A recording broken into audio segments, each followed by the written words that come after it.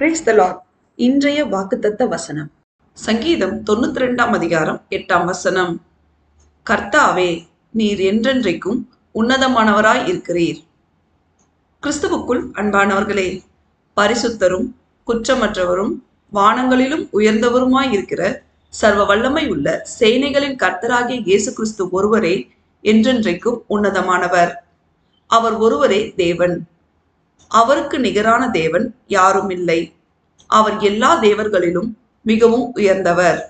அவர் நல்லவரும் மன்னிக்கிறவரும் தம்மை நோக்கி கூப்பிடுகிற யாவர் மேலும் கிருபை உள்ளவருமாய் இருக்கிறார்.